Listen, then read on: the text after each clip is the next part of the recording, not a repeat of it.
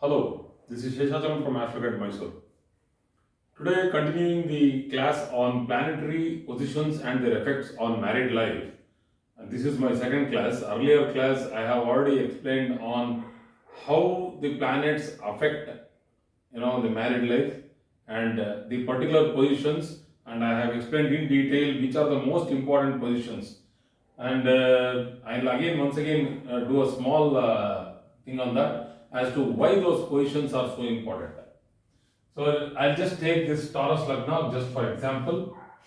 The 12th, the second, and anyway this is the first.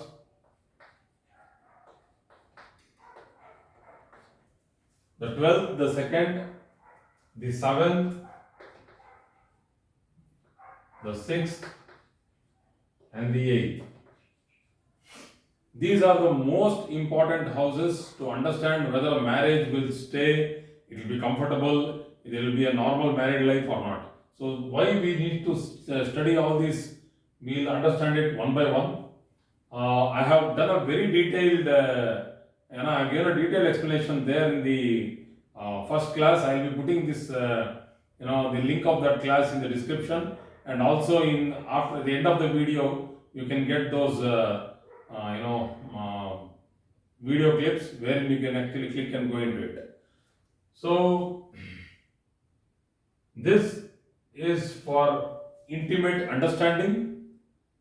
We call this as the Shayana Sthana, the house of sleep, or also bed comfort, many other things in there, how you relish life. And the second house is Vaksthana, the tone of your voice, your expression, that is the face. This is the first house, this is the face, the second house, then you get the communication, the third house, that's how it goes. So, this is expression and also Kutumba, that is family. Very important for married life. The extended family, the very close extended family, the parents, sisters, the brother of the wife, brother-in-laws. All these people are very important in a person's life. With respect to family, this is only with respect to planetary positions for understanding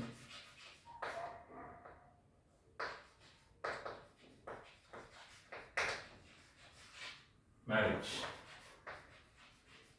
or married life. Let us not simply go somewhere else, we will not deviate from this subject. So, the other houses are the seventh house. Seventh house, you know that it is the house for spouse, marital relationships, and any other relationship. A relationship which is very intimate with people, it is for partners. So, the sixth house is the house which dislodges the seventh house. It is the house which is behind it, it keeps pulling the seventh and tries to dislodge it. This is also very important.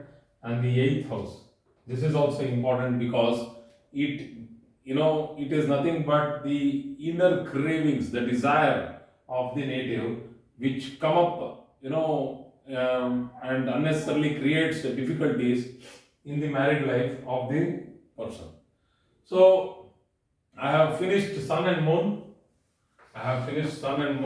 So, let me go ahead and try to explain Mars and Mercury, so that we will understand how these planets will actually whether favor or it will start giving difficulties. So we all know that the Lagna is the house of the self.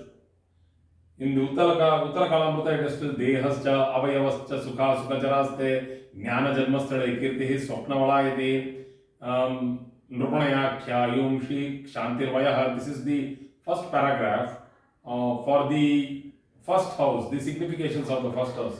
So very easily we can understand the Shanti. So it shows peacefulness, harmony. So if you have a planet like Mars which is aggressive, these people will be like searching for one after the other activity. So Mars is a planet which is very active and it loves activity because it's also the Karaka for activity, that is the Karaka for the third house. So Mars placed in the ascendant, the native, if it is a girl, if it is a bride, will surely be very close to her brothers or will have the masculine attitude. So, when you have such an attitude in a person, you need to have a subdued, softer attitude in the boy. You cannot put two Martians, they will go for a war. You cannot ask them to go for a war. Let them at least try to understand each other. So you need to put another soft planet like a Venus or a Jupiter to be with Mars. Then it will be nice. So you should not put a very slow planet like Saturn along with Mars. So that means if the native has got Mars in the ascendant and it is negatively posited, then you need to be a little careful. You need to put a very stable Jupiter along with that as a match. You have to put a very stable Venus along with that as a match, because if this is malefically posited, that means these people are aggressive and they do not have control over their own aggressiveness. So, Mars in the Lagna means that the person will be aggressive and it is not that great for the marriage if the other person is also aggressive. And if it is good when two people are aggressive, highly motivated in business. Excellent. But when two people are aggressive and they are like-minded, it happens one in a million, not even in a million, it more than a million. It's like, the husband and the wife both are aggressive, extremely aggressive, and they have the same mindset and they both work together to achieve that particular goal. That means it's a fantastic marriage. Out of the 5 points which I keep discussing, Pepsi, I call this Pepsi, it is not the cola drink. It is, physical, emotional, psychological, spiritual, and intellectual.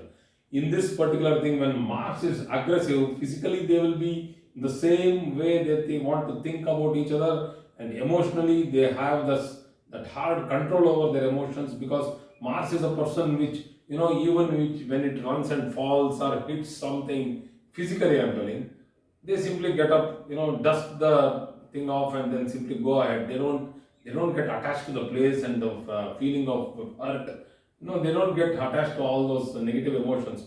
They are very much always looking forward in their life. So, as Mars in the Lagna, for physical and emotional compatibility, if both are having Mars and both are having the same psychological attitude towards life, then it's a beautiful combination to have. But it's very rare to have. I have not seen a single couple having the same kind of Mars in the Lagna. They have a lot of compatibility issues. Though there is one way that they both are motivated, but the directions of motivation might be different. So this is very important. And Mars in the second house. This is where we say that the Kutumbasthana, when Mars is in the second house, there is one thing which we keep calling it as Kuja dosha or Mangli. So Mars in the second house, people term this as Manglik. I don't use this term a lot, but still, because people have used this for the hundreds and thousands of years already. Though it is a very fresh thing, young thing when it compares to the epics of Parashara and Tajaka and all these old epics like the Uttara Kalamrita or Phaladipika, they are not mentioned this particular dosha of Mars sitting in the second house or the fourth house, eighth house, seventh house, Dvidvadasha Chatusaptashtama. That is Dvid, Dvadasha, Chatushta, Sapta, Ashtama. So they have not discussed all this, but down the line people have done some research. Okay, let me give the weightage to them. And if Mars is positioned in the second house, the person will be outrightly daring and opinionistic. They will not stop and say that, okay, I don't have to talk now. No, they will not stop that. They will talk. So, when people have this sort of a strong Mars in the second house, they don't take up the charts for marriage, because they don't want, in the Indian household, you don't want a girl coming inside and being too opinionistic, because that freedom in India is not yet available. I'll tell you, the major part of the Indian family does not allow it, and that is why what they keep doing is that whenever they see this Mars in the second house, they'll tell we'll drop this particular match. We don't want this girl in the house. But I will tell you the other way around. Today, the Indian family has, come down from the bigger size of 12 people, 16, 25 people living in the same house, joint family system. That has come down to a level where joint family nowadays means whether if a person has his parents with him, that means it's a joint family. It goes to a worse level in the other countries where if a person is staying with his wife, it's a joint family. It's a joke that people tell that if there's a family, people ask, how many dogs do you have? So family nowadays is also that a single person can have 3 cats or 2 dogs with him, and that's a family. So let us not discuss about what is family. We will not define family today, but still, when Mars is there in the second house and the person is so aggressively, motivated, and he or she would never dare to keep the opinion with them, but openly speak, even in public, even in the family, wherever they are, they will ask for justice. So that's a beautiful thing. What I was trying to tell is, women nowadays with such a small family have to have these manglik dosha, or else how will the husband be supported with with a very always telling okay wife in the house sitting doing nothing.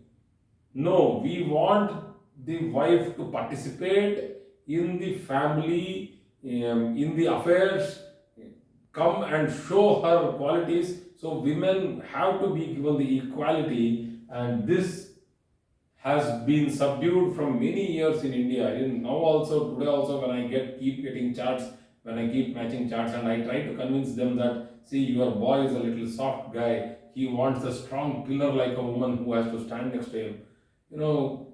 The parents don't agree. They tell, no, we don't want a strong woman coming in our house and voicing around. So anyway, that's their opinion. They don't. 95% of the people, they don't drop the cases. They drop the cases. But the 5%, at least we are able to convince those 5%, telling that yes, this is how it has to be, because the guy will go abroad alone, he will take his wife, he needs emotional, physical, monetary, financial, because she works hard. Why do you undermine a girl? I don't know why women are undermined. So, but still, talking about Manglik Dosha, second house, Mars means that they are active and also opinionated. If it is for a boy, we tell that this person, the hand moves faster than the thought. So before even he thinks, he becomes aggressive, physically aggressive. So if it is negatively posited, they become physically aggressive. That's a very dangerous thing to happen. But if it is positively posited, then these people are workaholics. They can't stop their job. They are like, they don't get tired. So it's a good position for Mars to be in the second house. So invariably it's a good position, because I have been telling you there are negatives, but if you keep those negatives aside for a while and understand the present situation of the world, in the war period, people have to flee with the children in their hand. The wife has to somehow safely go from one place to the border and then cross it. How will she get the strength if there is no Mars in the second house? We need people with that strength nowadays. So let that be. So if Mars is in the 12th house, if it is in the 12th house, they will be aggressive. Once again, Mars actually is for the heat, the aggression, the arguments. All these things are there with Mars, because he is a logical person, a lawyer. Mars is for logic. A person with logic and practical knowledge will always question unnecessary things. He will tell, why is this like this? Why it can't be like that? So Mars in the 12th house, they will have the requirement, the physical intimacy and physical requirement will be very high. So you should not match with a person who is having Saturn in the 12th house to a person who is having Mars in the 12th house. Try to understand, Saturn and Mars don't go together. Don't go together. So because Saturn is a very sober planet and Mars will get bored with Saturn very fast. and Saturn will feel that why is this Mars jumping around like this? I don't want this person. So there might be a huge conflict. So whenever you are matching charts for positions for the married life, then please see if Mars is in the 12th house. See where is Saturn posited, where is Jupiter posited, whether it has a good aspect on this 12th house. So coming to the sixth house, Mars in the sixth house, an excellent position, a fantastic position for a person to have Mars in the sixth house. This is the only position which never troubles married life. Even when the Dasha Bhukti of Mars happens, this is not only for the Taurus ascendant, I am just calculating this because this is an easier position for me to tell rather than this. So Mars in the sixth house is a beautiful position. It gives that aptitude of service, the aptitude of competitiveness, the aptitude to excel. So these three things are there. Let us say that service, competitiveness, and the spirit to excel. So they will never say die. So they will never quit. So these type of people are very good for married life. Why? Because whatever happens in the marriage, they will never quit. I have very rarely seen charts with Mars in the sixth house going for a divorce, because they will always wait. They know that things will set right. That's the hope. That's the positive placement of Mars. It's a beautiful placement of Mars. Until unless it is negatively placed, let's say it's very weak, it's debilitated, or it's having a wrong placement of Saturn retro with it, or a Rahu with it, or a Ketu with it. Ketu will not trouble that much, but still Rahu and Saturn with Mars gets troubled. So this is a beautiful placement for married life. Mars in the seventh house. Mars in the sixth house, I forgot one thing, aspects the ascendant. It aspects the 12th and the ascendant. It aspects the 12th with its 7th aspect and the ascendant with its 8th aspect. So that is a good position for Mars. So Mars in the 7th house is also fantastic for married life, though again the Manglik, the formula of Manglik comes into play. The person is outrightly, bold, going out with, bold dresses, having a party. These things were all a taboo in the earlier days, in our earlier ancient days, when the texts were written. You did not want your woman to go out in a dress which is actually compromising the family values. So they wanted things to be much under control. It was not a control, it was controlled earlier. It was like subdued, the individualness was totally subdued. So that is not there anymore. Now the public is free, the world is open, the thoughts are free. There is nothing called as a compromised dressing habit nowadays, until unless it is very ugly. But a normal beautiful dress is always beautiful. So let us give the freedom that this particular position of Mars in the 7th house for any native, let it be a girl or a boy, will show that these people can go ahead and surge and do something in their life. But with that attitude, if it is having a negative response from the girl or the boy, then there will be a lot of conflict. And I have seen a lot of charts wherein Mars is in the 7th house and has a Tadviruddha, what we call as an opposite factor hitting the spouse chart, then this goes in for a divorce. So Mars in the 7th house is a beautiful placement for active, happy and very good married life, because if both of them have Mars in the 7th house, they will love travel, they will love expeditions, they will love trekking, they will want to go out and enjoy. So that's a beautiful thing to happen, photography, wildlife, animals, they would love these things. Mars is an animal lover. So the 8th house Mars, this is a tough position. This is a no position for a happy married life, because this keeps pulling the chart towards unnecessary cravings in life that always dissatisfied. Mars in the eighth house, if the Lagna is well protected, will not give that many problems. But if the Lagna is weak, then Mars in the eighth house will tell that I want to make the fast buck, let me put this money here, make this, do that, and lot of failures a person will go through if it is weak. So if it is weak, person will go through financial failures.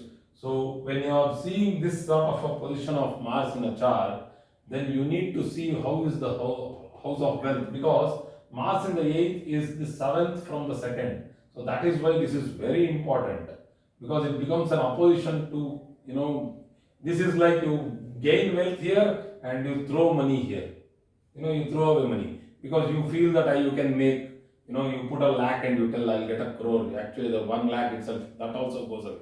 So whatever was there simply keeps getting drained like, in the gutter. So we need to be very careful of this particular line, because this is wealth and this is losses, wasteful losses, because of the desire which keeps telling that you put on this horse, this horse will win for you today. You put on that particular player, he will win for you today. So all these gaming, betting, all these things, these people will get pulled into betting, gambling, share trading, without knowledge. With knowledge, if you go into share marketing and commodity marketing or future investments, that's a great thing. You'll have to study hard, do your masters, and then do it. It's like just because I have money does not give you the qualification that you can put investment into, things like that.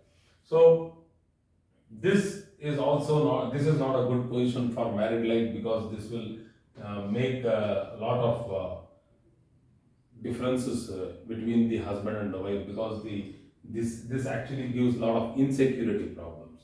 So this is for Mars. So I think I will close this class today for Mars, and then I will put another class on Mercury. Thank you very much for today's class.